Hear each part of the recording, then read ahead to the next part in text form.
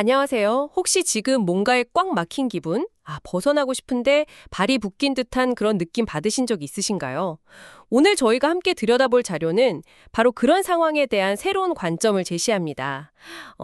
정신과 의사 와다 히데키의 도망칠 용기라는 책.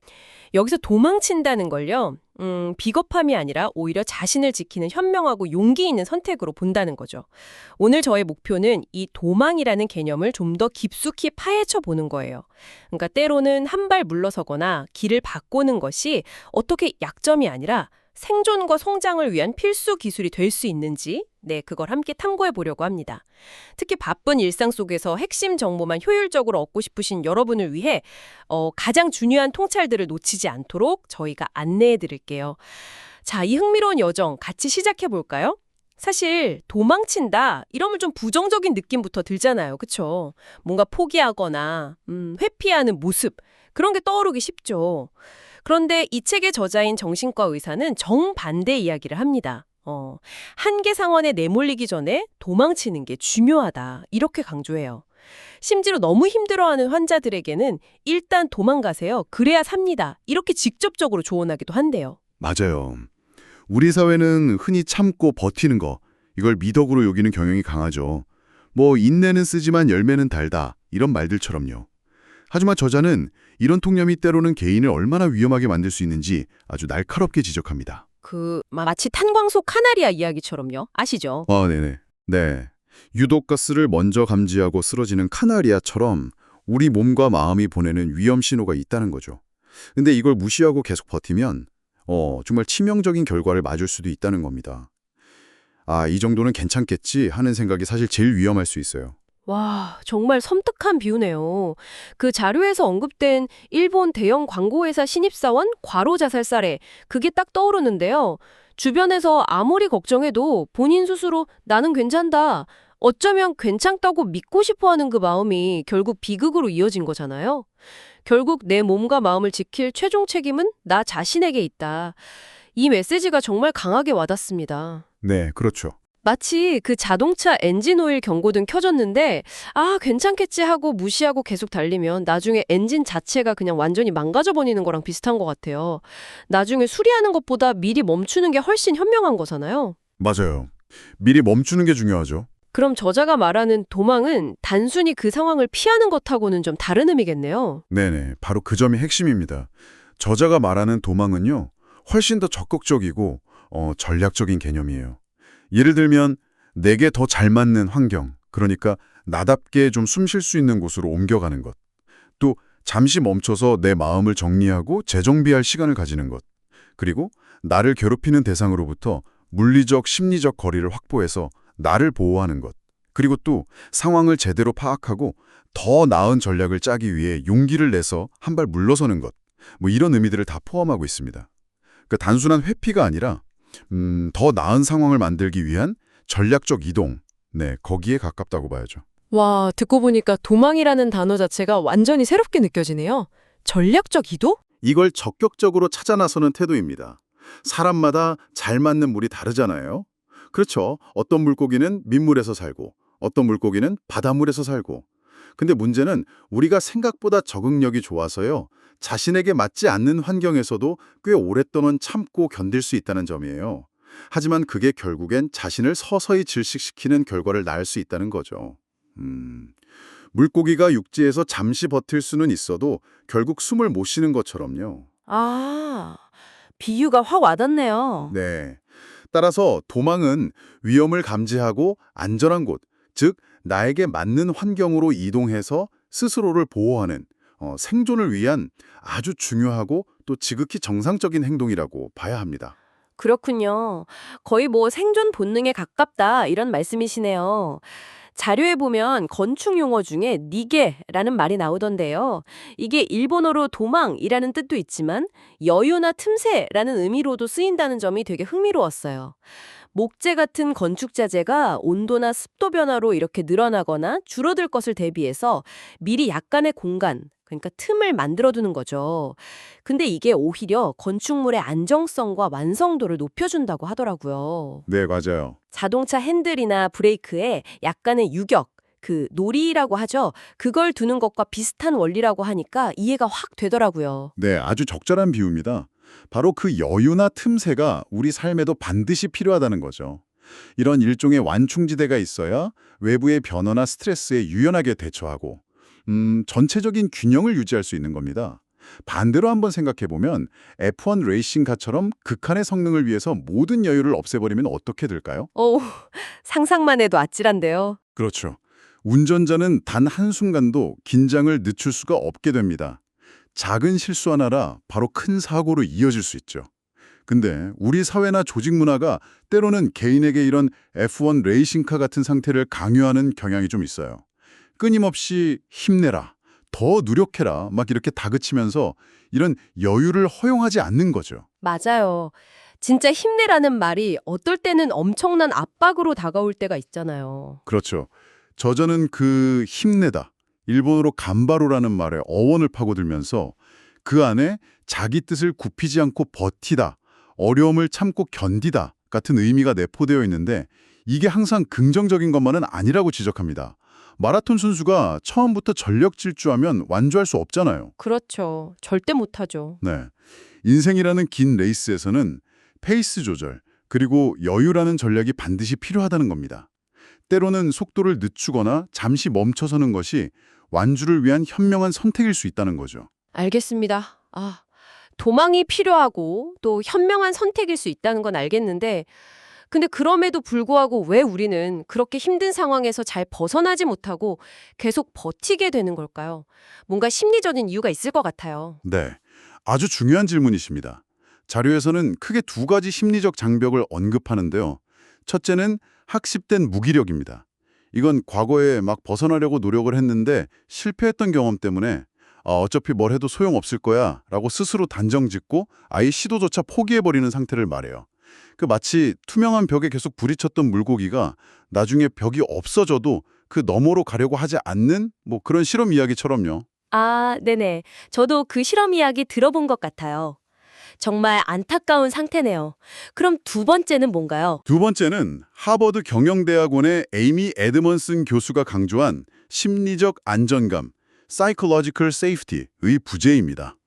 이건 조직이나 관계 안에서 내가 어떤 의견을 말하거나 질문을 하거나 혹은 실수를 인정해도 그로 인해서 처벌받거나 불이익을 당하지 않을 것이라는 믿음, 이걸 의미해요. 이게 부족하면 사람들은 크게 네 가지 두려움에 시달리게 된다고 합니다. 네 가지 두려움이요. 어떤 거죠? 네, 첫째, 무지하게 보일까 봐 두려워서 질문이나 도움 요청을 잘 못합니다. 둘째, 무능하게 보일까 봐 두려워서 자신의 실수나 약점을 솔직하게 인정하고 공유하지 못하죠. 셋째, 다른 사람들을 방해하는 것처럼 보일까 봐 이게 두려워서 적극적으로 아이디어를 내거나 참여하지 못하고요. 마지막으로 넷째는 부정적인 사람으로 나빈 찍힐까 봐 두려워서 문제점을 발견해도 선뜻 나서서 지적하지 못하게 된다는 겁니다. 와, 이건 듣기만 해도 숨 막히는데요. 그런 환경에서는 정말 아무것도 제대로 할 수 없을 것 같아요. 맞습니다. 이런 심리적 안정감이 없는 환경에서는 개인의 성장은커녕 조직 전체의 문제 해결 능력이나 혁신 역량도 현저히 떨어질 수밖에 없어요. 오히려 솔직하게 좀 힘들다, 잘 모르겠다, 도움이 필요하다 같은 어떻게 보면 나약한 소리처럼 보이는 말들을 편안하게 할 수 있는 분위기가 개인과 조직 모두에게 더 건강하다는 거죠. 그렇군요. 이런 안정감이 없다면 사람들은 문제를 해결하기보다는 그저 버티거나 최악의 경우 조용히 망가져갈 수밖에 없습니다. 이게 바로 도망치지 못하게 만드는 강력한 촉쇄가 되는 거죠. 그렇군요. 심리적 안전감이 없으면 위험 신호를 느껴도 말하기가 어렵고 결국 탈출할 타이밍을 놓치게 되겠네요. 아까 스트레스 이야기도 나왔었죠? 그 한스 셀리에라는 학자가 말한 스트레스 반응 단계요. 네네. 스트레스 반응은 보통 세 단계를 거친다고 하죠. 처음 외부 자극, 그러니까 스트레서를 받으면 쇼크기를 겪습니다. 일시적으로 혈압이 떨어지는 등 좀 충격을 받는 거죠. 그 다음에는 스트레스에 맞서 싸우거나 적응하기 위해서 에너지를 막 끌어올리는 저항기에 들어갑니다. 이때는 혈압이 오르거나 두통이 생기거나 몸이 긴장 상태가 되는 거죠. 문제는 이 저항기 상태가 너무 오래 지속되면 결국 에너지가 고갈돼서 소진기, 즉 번아웃 상태에 이른다는 겁니다. 아, 그럼 도망은 어느 단계에서 이루어져야 하는 건가요? 그 타이밍이 중요할 것 같은데요. 가장 중요한 것은 바로 그 저항기의 스트레스의 원인으로부터 벗어나는 겁니다. 네, 이때 도망치면 우리 몸과 마음은 다시 건강한 상태로 회복될 수 있는 충분한 에너지가 남아있거든요.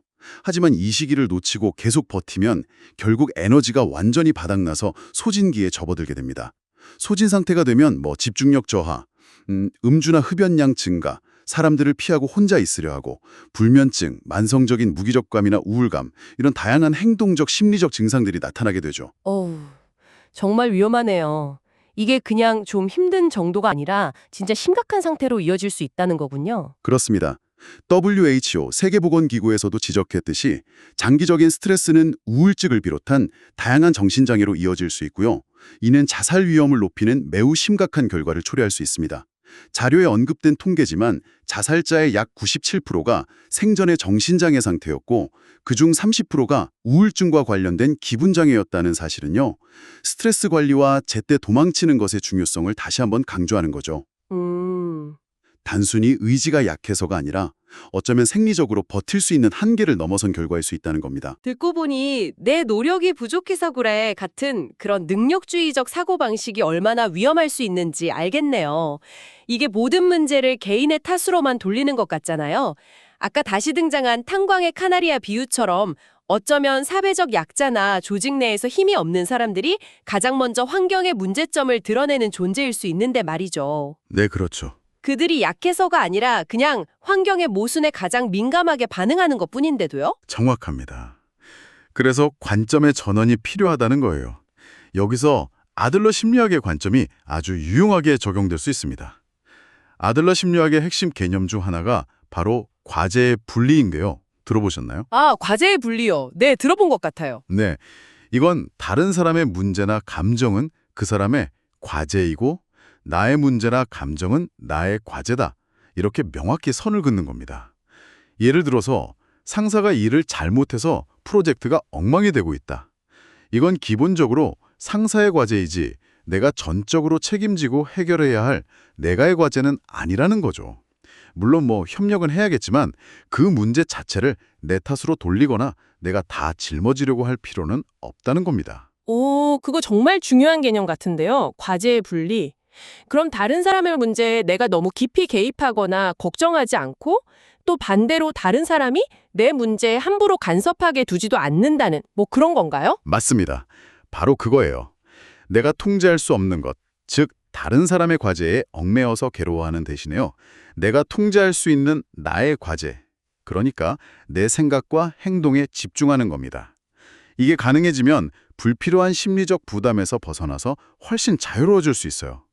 일종의 정신적인 도망 또는 건강한 거리두기라고 할 수 있겠죠. 아, 정신적인 도망. 네, 나스메 소세키도 인간의 목적은 스스로 만든 것이어야 한다고 말하면서 자기 결정의 중요성을 강조했는데 이건 역시 타인의 기대나 시선, 즉 타인의 과제에 휘둘리지 말고 자신의 삶을 주체적으로 살아가라는 메시지와 맞닿아 있습니다. 실제로 여러 연구 결과들을 봐도요. 주위의 기대에 맞추기보다는 스스로 선택하고 결정하는 삶을 사는 사람들의 행복지수가 훨씬 높게 나타났거든요. 자기의 결정과 과제 분리라.